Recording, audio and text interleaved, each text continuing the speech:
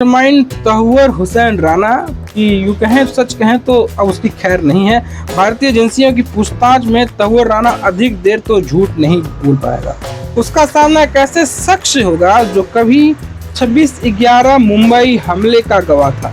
उसने कभी आतंकी अजमल कसाब से राज उगलवाया था। जी हाँ, तहव्वुर हुसैन राना वो शख्स से मुलाकात करेगा जो खुद आतंकियों के सितम का शिकार हो चुका है। आतंकियों के हैंड ग्रेनेड से उसे चोट आई थी। उसने अपनी आंखों से आतंकियों का आतंक देखा है। इसके अलावा जो आतंकवादी पाकिस्तानियों से अपने आकाओं से बात कर रहे थे, उस बातचीत को भी उसने पूरी तरह से सुना था। ऐसे शख्स से उसकी मुलाकात होगी और उससे मुलाकात होने के बाद उससे सवाल पूछे जाएंगे, जिससे राज बुलवाया जाएगा। तो कहीं न कहीं ये जो तहव्वुर हुसैन राना है उसके लिए मामला सन से पानी पानी वानी होने वाला हो। जी हाँ,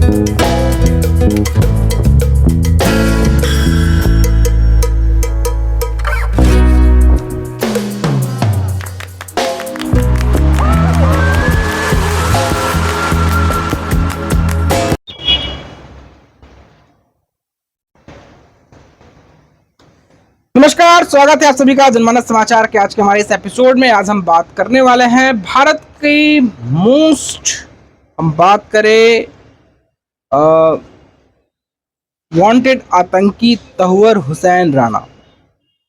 ये तहव्वुर हुसैन राना जिसके बारे में कहा जाता है कि जो 26/11 का जो हमला हुआ था, जो मुंबई अटैक हुआ था, उसका एक प्रमुख आरोपी था। तहव्वुर हुसैन राना के बारे में कहा जाता है कि वो पाकिस्तानी मूल का कैनेडियन नागरिक था। उसके बारे में बहुत कुछ कहा जाता है।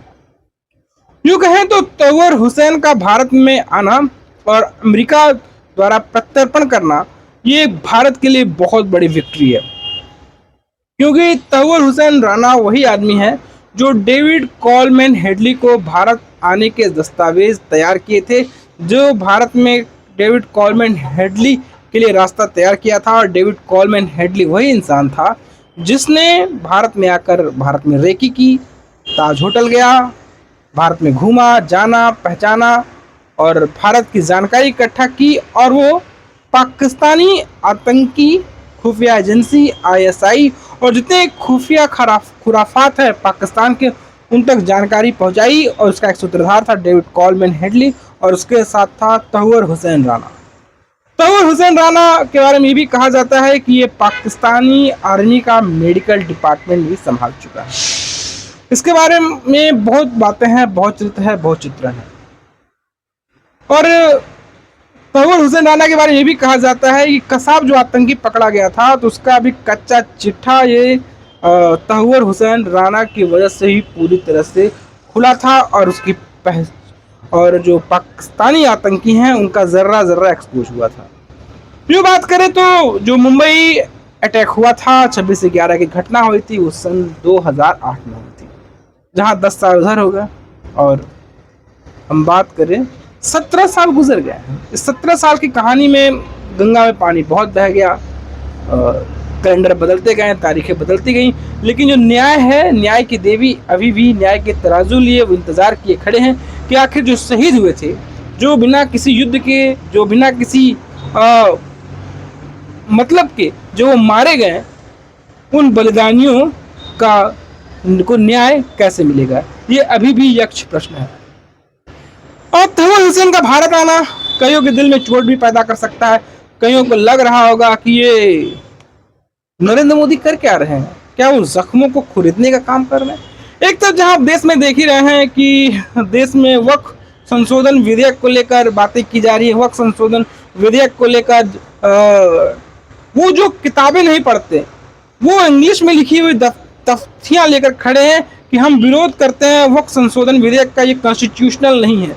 और ये वही वक्फ संशोधन विधेयक है जो कॉन्स्टिट्यूशन के किसी भी दायरे में आता जाता नहीं। खैर, वो कभी इसकी और बात करेंगे। हम तहव्वुर हुसैन राना की बात करते हैं। तहव्वुर हुसैन राना आज भारत आना था। हो सकता है कि जब तक मैं वीडियो रिकॉर्ड कर रहा हूँ तब तक भारत में उसकी लैंडिंग हो गई हो। कहा जा रहा है कि उसे भारत अमेरिकी खुफिया एजेंसी CIA द्वारा सुपुर्द किया गया है और वो भारत आएगा और NIA नेशनल इन्वेस्टिगेशन एजेंसी है, उससे पूछताछ करेगी। और जो उसके कई जो अनखुले जो रहस्य हैं उन्हें खोलने का काम किया जाएगा।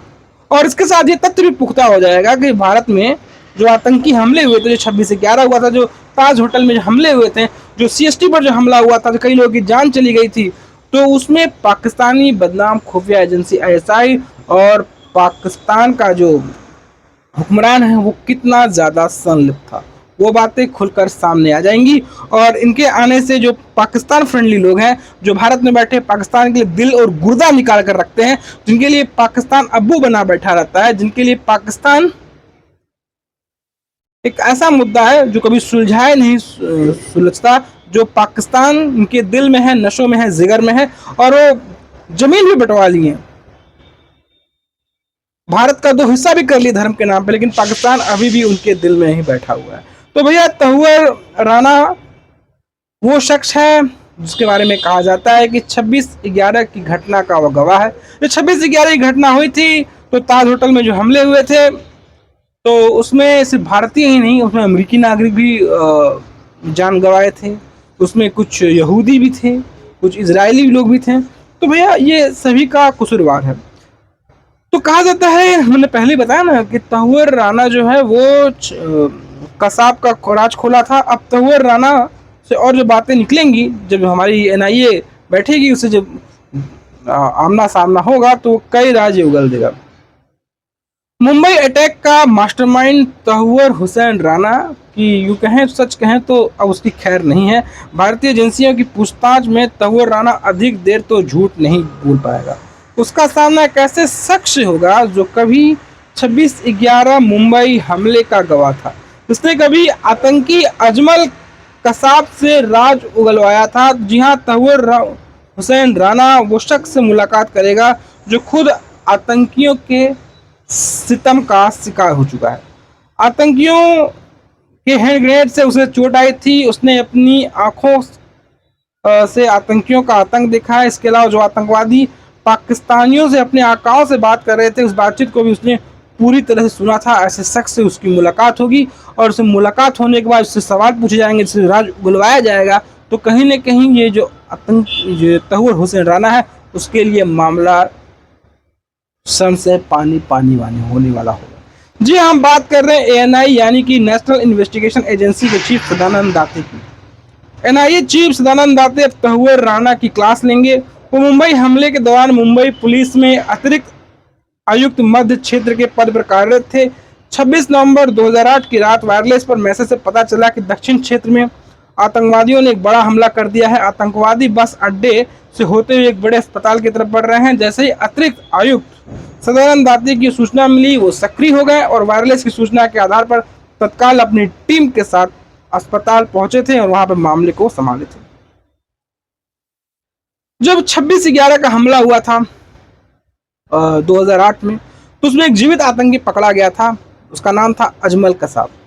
अजमल कसाब को जिस तरह से उसको तैयार किया गया था, जिस तरह उसको मेंटेन किया गया था, उसके हाथ में कलेवे बांधे थे, कपड़े पहनने के तरीके, बात करने के तरीके ऐसे किए गए थे, ऐसे पता चले कि वो हिंदू है, हिंदुओं ने हमले किए हैं।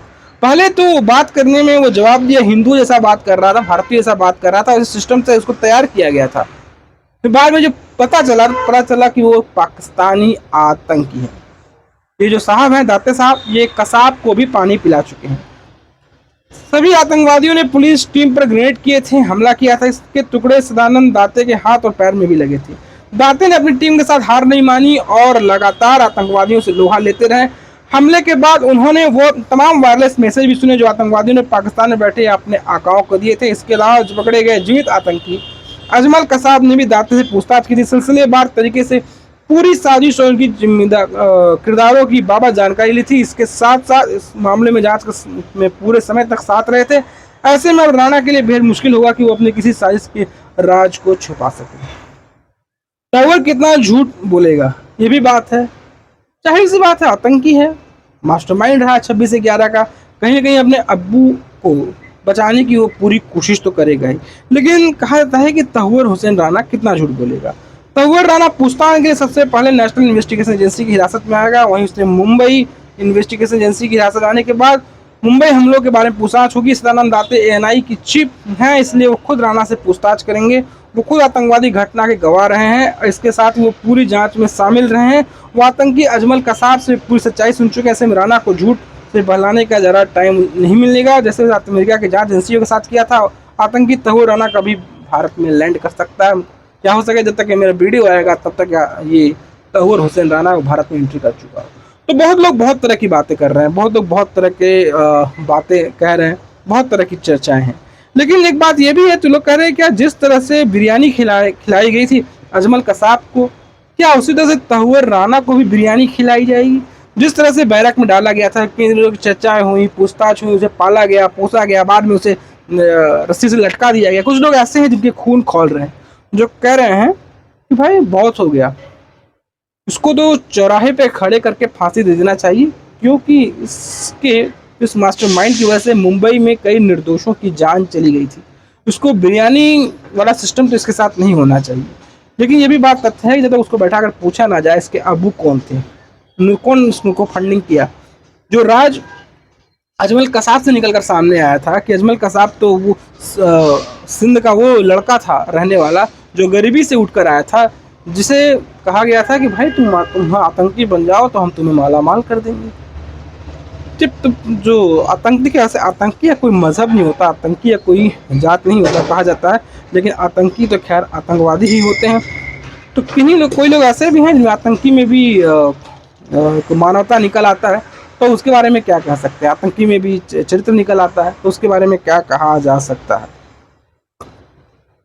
वो तमाम तरह की बातें हैं, वो तमाम तरह की कहानियाँ, देखते हैं क्या होता है क्या नहीं होता है। लेकिन हाँ, एक चीज़ ज़रूर है कि तहूर हुसैन का भारत में आना, ये कहीं ना कहीं भारतीय खुफिया एजेंसी, हमारी सरकार की बहुत बड़ी विक्ट्री है। कुछ लोग कह सकते हैं कि तहूर छोटा प्यादा था, उससे बड़ा प्यादा था David Coleman Headley. David Coleman Headley से ज़्यादा पूछताछ हो सकती थी, लेकिन उनको क्या पता कि अमेरिका जैसी CIA जैसी इन्वेस्टिगेशन एजेंसी अगर उसको सौंप रही है, ये भी एक बहुत बड़ी विक्ट्री है हमारी खुफिया एजेंसी के लिए, हमारी विदेश नीति के लिए। वो लोग जिनके राज में भारत के राजनेता जाते थे, तो एयरपोर्ट जिनके कपड़े उतार लिए जाते थे, और जो भारतीय राजनयिकों के साथ उस तरह से भावनाएं प्रबल नहीं रहती थी। अब वो लोग जो हमारी जो पॉलिटिक्स है, आज के दौर की जो राजनीति है, उस पर कटाक्ष करते हैं, विदेश नीति पर कटाक्ष करते हैं, इंफ्रास्ट्रक्चर पर कटाक्ष करते हैं। वो आज के जो युग है जिसमें भारत दुनिया की बड़ी इकोनॉमी बना हुआ है, भारत की इकोनॉमी गिरने वाली बात करते हैं, वो लोग हैं जो किसी ज़माने में जब विदेशी राजनीतिक जब भारत आते थे तो हमारे मंदिरों को वो ढकने का काम करते थे कि जो इस्लामिक रूलर्स आ रहे कि उनके धर्म की भावना न व्यतीत हो जाए मंदिर देख के, क्योंकि इस्लाम में तो बुत परस्ती हराम है। तो दोस्तों, आपको हमारा विश्लेषण कैसा लगा, आपको हमारी बातें कैसे लगी, आप जरूर बताएं। दोस्तों, कंटेंट पसंद आया तो वीडियो को लाइक करिएगा, शेयर करिए और हमारे चैनल को सब्सक्राइब भी जरूर करिएगा। तो फिर हाजिर होंगे एक नई कहानी के साथ, नए एपिसोड के साथ, नई चर्चा के साथ, इस राष्ट्रवाद की नई कहानी के साथ। तब तक इजाजत दीजिए। जय सिया राम।